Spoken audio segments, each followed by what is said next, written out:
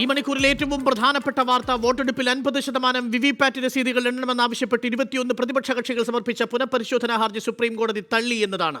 ഒരു മണ്ഡലത്തിലെ 5 ബൂത്തിലെ വിവിപാറ്റ് രസീതുകൾ എണ്ണിയാൽ മതിയെന്ന തീരുമാനം പുനഃപരിശോധിക്കണം എന്നായിരുന്നു ആവശ്യം. രാധാകൃഷ്ണനിലേക്ക് പോകും മുമ്പ് ഇപ്പോൾ അഭിഷേക് മനു സിംഗ്വി മാധ്യമങ്ങളെ കാണുന്നു. തത്സമയ ദൃശ്യങ്ങളിലേക്ക്.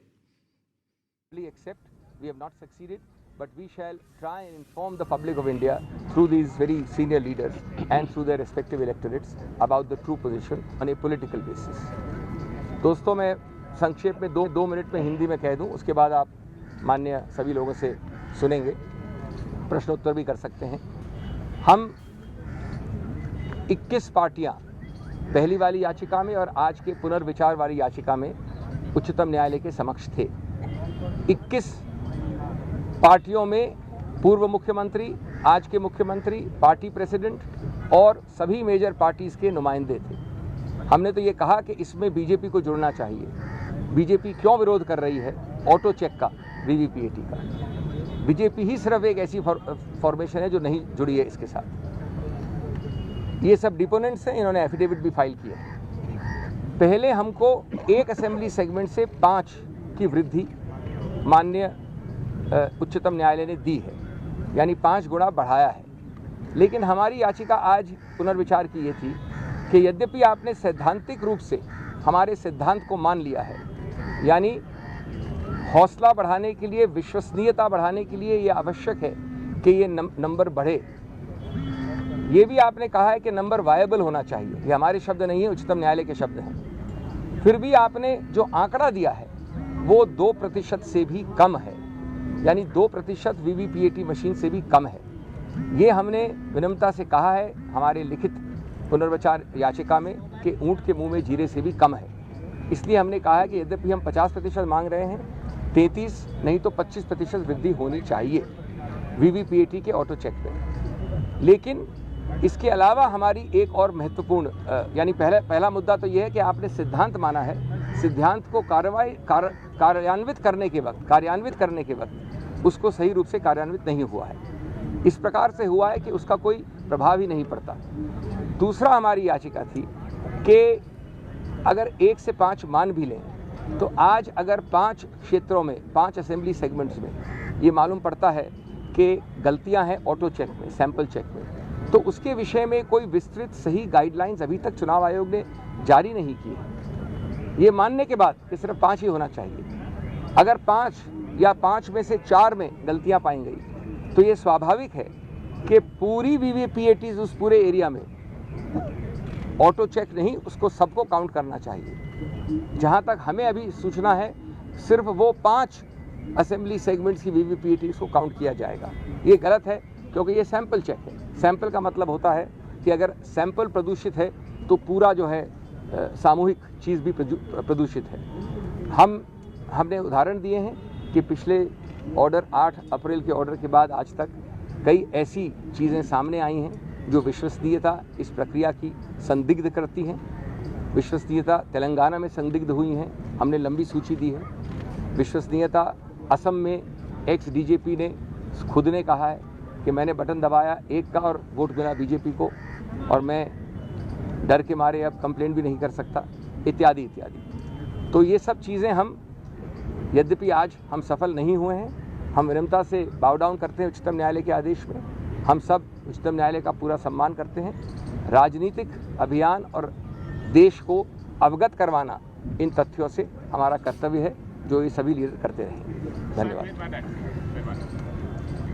അഭിഷേക് മനു സിംഗ്വിയാണ് മാധ്യമങ്ങളെ ഇപ്പോൾ കണ്ടത്. തങ്ങളുടെ ആവശ്യം സുപ്രീം കോടതി അംഗീകരിച്ചിട്ടില്ല. തങ്ങൾ ആവശ്യപ്പെട്ടത് 5 മുതൽ 50% വിവിപാറ്റ് സ്ലിപ്പുകൾ എണ്ണണമെന്നായിരുന്നു എന്നാണ്. ഇപ്പോൾ 21 പ്രതിപക്ഷ കക്ഷികളിലെ നേതാക്കൾ ഈ മാധ്യമങ്ങൾക്കൊപ്പമുണ്ട്. Every party.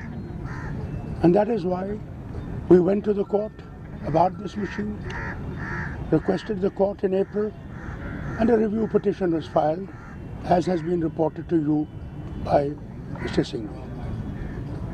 We respect the order of the Supreme Court, but we also have to take this to the people of the country and put this before them, because they are supreme as far as people of this country are concerned.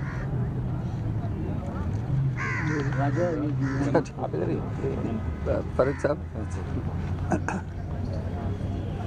Mr. Singhvi and Mr. Farooq Abdullah explained the position. Even though we accept the court's order rejecting our plea, we think we have a point, and conducting the elections in a free and fair manner is the mandate of the Election Commission. Polling should be free and fair. At the same time, counting also should be free and fair. That is where our plea holds good, not only in argument but in action. And as Farooq Saab pointed out, while we accept the court's order, we are free to go to people and explain to them, because people are supreme in our democracy, and we political parties represent the will of the people, and Parliament is the supreme body which represents the sovereign will of the people. Always we can go to the people and explain to them the problem. We want our democracy must be safeguarded, and the election process must be free and fair. That is why we are knocking at the doors of courts, judiciary. With all 21 പ്രതിപക്ഷ respects, പാർട്ടികൾ and 5 മുതൽ we 50% hold our വരെ view, വിവി and പാറ്റ് while we സ്ലിപ്പുകൾ accept എണ്ണണമെന്ന് verdict of the നൽകിയ court, ഹർജി we ഇപ്പോൾ can go supreme to the കോടതി people തള്ളിയിരിക്കുന്നു. and അഭിഷേക് സിംഗ്വിയും ഫറൂഖ് so that അബ്ദുള്ളയും രാജിയുമാണ് ഇപ്പോൾ polling മാധ്യമങ്ങളോട് and സംസാരിച്ചത്. counting ഒപ്പം ചന്ദ്രബാബു നായിഡുവും മാധ്യമങ്ങളെ കാണുന്നുണ്ട് ദില്ലിയിൽ. രാധാകൃഷ്ണൻ ചേരുന്നു കൂടുതൽ വിവരങ്ങളുമായി. രാധാകൃഷ്ണൻ, എന്താണ് ചീഫ് ജസ്റ്റിസ് അധ്യക്ഷനായ ഈ ബെഞ്ചിന്റെ പ്രധാനപ്പെട്ട വിധിയുടെ പരാമർശങ്ങൾ? സാരാംശം എന്താണ്? എന്തു കാരണത്താലാണ് ഇനി പുനഃപരിശോധനാ ഹർജി പരിഗണിക്കില്ല എന്ന തീരുമാനമെടുത്തത്? അരുൺ, ഏറ്റവും പ്രധാനമായും കോടതി പറഞ്ഞിരിക്കുന്നത് മുൻപ് സമർപ്പിച്ച ഹർജിയിലെ അതേ ഉള്ളടക്കം തന്നെയാണ് പുനഃപരിശോധനാ ഹർജിയിലും ഉള്ളത് എന്നതാണ്. പുതുതായിട്ടുള്ള ഒരു വാദം ഹർജിക്കാർക്ക് ഉയർത്താൻ സാധിച്ചില്ല എന്ന നിരീക്ഷണമാണ് കോടതി പങ്കുവച്ചത്. അഭിഷേക് മനു സിംഗ്വിയാണ് ഹർജിക്കാർക്ക് വേണ്ടി കോടതിയിൽ ഹാജരായത്. നിലവിലുള്ള സാഹചര്യമാണ് അദ്ദേഹം വിശദീകരിക്കാൻ ശ്രമിച്ചത്.